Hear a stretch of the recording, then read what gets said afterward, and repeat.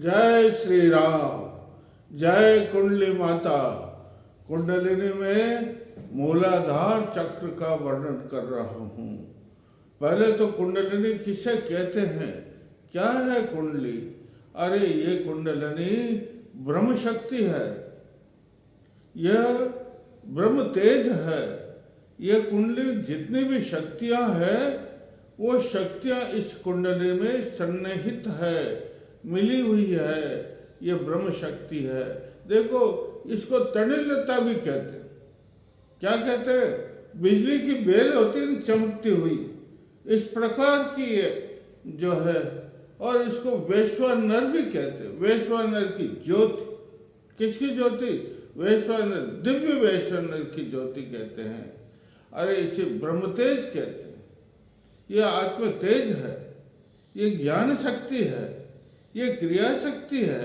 सारी शक्तियाँ मिलाकर के और एक बनती है और दिव्य पुंज बनती है, वो जो है कुंडली कहलाती है। इस ब्रह्मांड में जितनी भी सिद्धियाँ शक्ति है, वो जितनी भी शक्तियाँ, ये पिंड ब्रह्मांड है।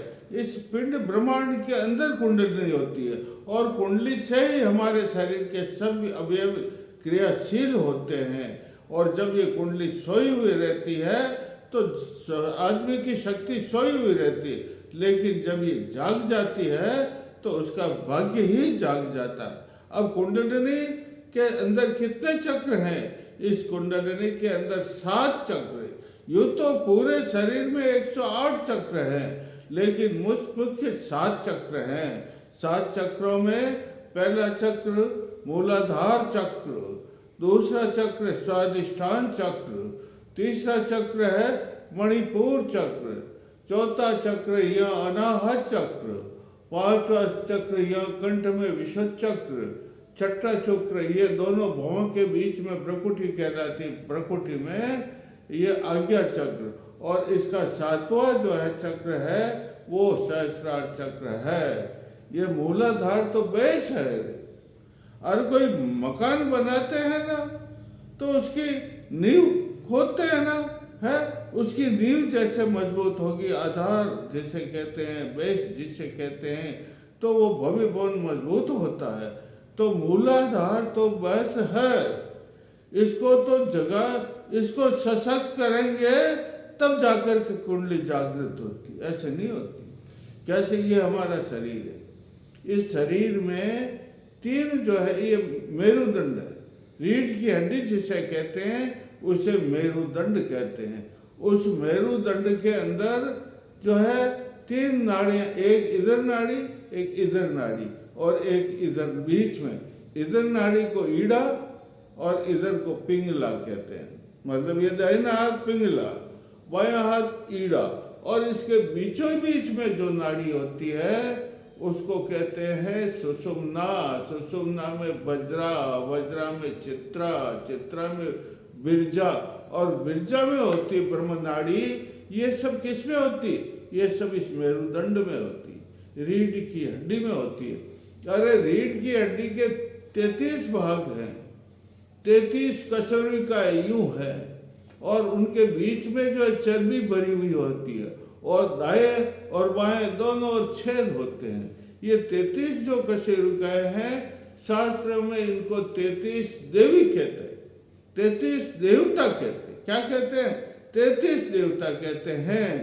और जब ये नीचे जाती है, सबके नीचे, तो ये जो है सुषुम्ना नाड़ी है वो 4 भाग में बढ़ जाती। कितने?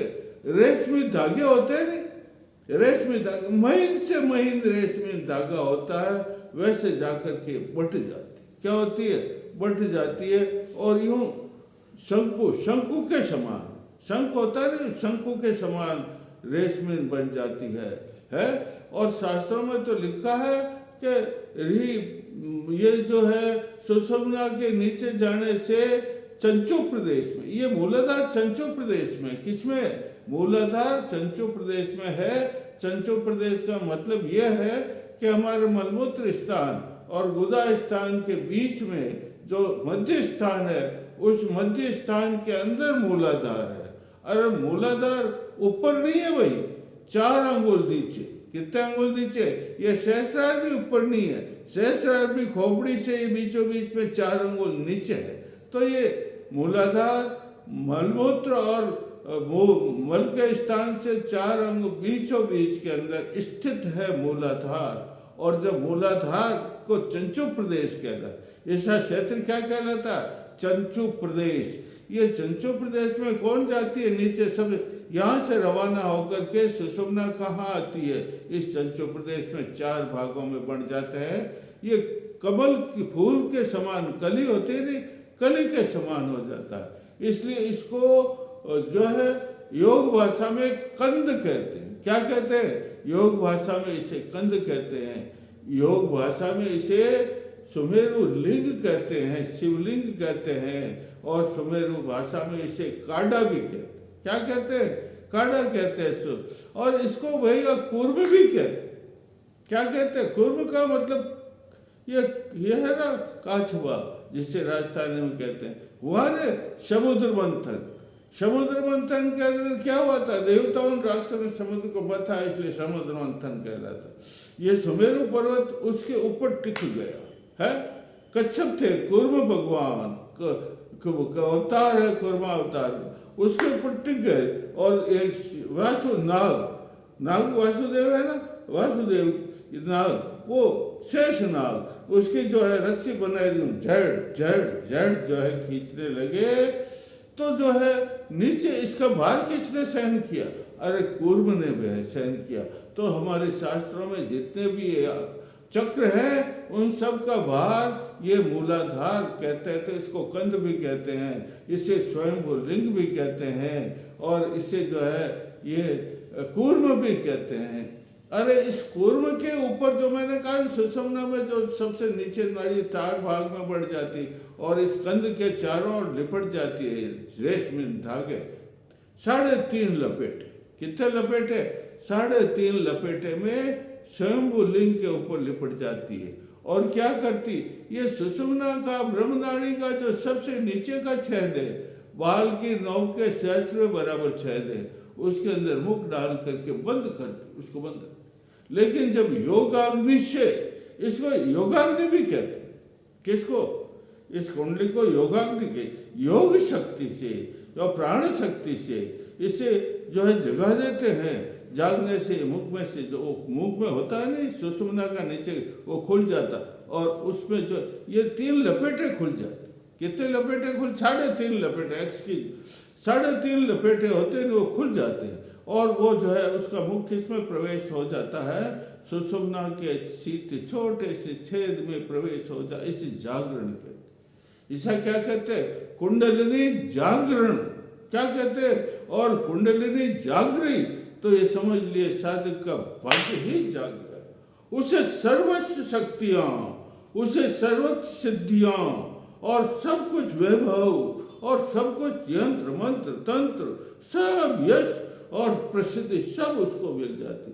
आकर्षण शक्ति उसमें हो जाती है, मोहित शक्ति उसमें हो जाती है, और उसमें अष्ट सिद्धियां हो जाती है, अष्ट लक्ष्मियां उसमें हो जाती। इतने इस कुंडलिनी में प्रभाव है रे, इतना इस मूलाधार के अंदर पहला ही इसका चक्र है।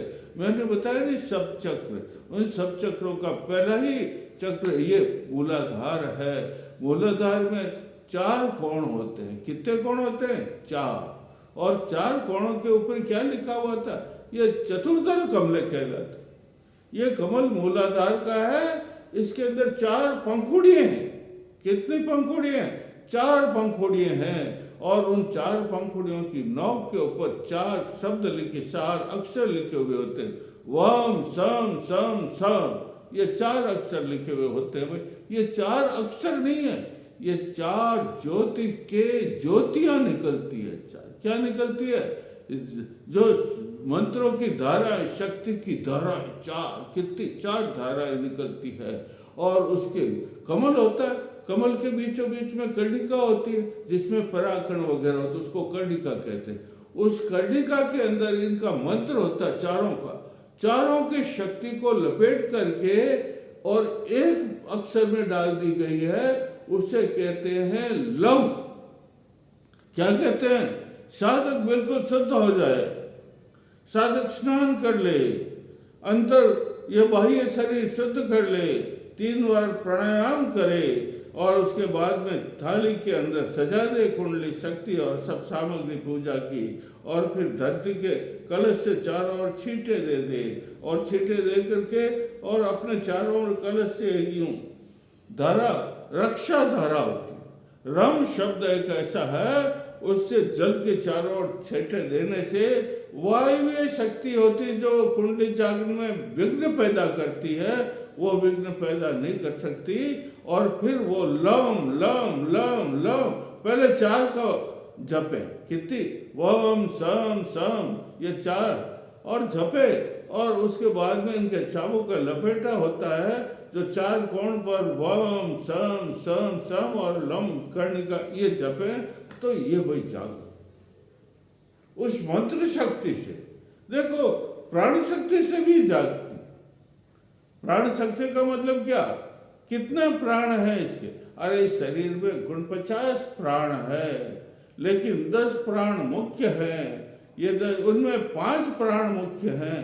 ये देखो मूलाधार में जो है अपान, फिर ये व्यान, और फिर इसमें मणिपुर में ये, और इसके बाद में ये प्राण और ये उदार, ये 5 प्राण, इनकी पूरी शक्ति लगा देते, और लगाने से एकदम उष्मा पैदा होती। क्या पैदा, और उष्मा से कुंडली जाग जाती है और सुषुम्ना के छोटे से छेद में प्रवेश हो जाता है, और फिर वह ऊपर के पहले किस जागते तो जो उसमें प्रकाश हो जाता है मूलाधार, किसमें, मूलाधार में प्रकाश होता है, अंधकार होता है पहले, माँ सोई हुई रहती है तो अंधेरे में सोई, लेकिन जब जाग जाती है तो उसका प्रकाश होता है मूलाधार में, और मूलाधार को कहते हैं मूलाधार में माँ जागृत, जागरण हो गया, मूलाधार जागृत हो गया, जागृत है। आज मैं कल और आपको इसके बारे में बताऊंगा। बोलिए जय श्री राम, जय श्री राम।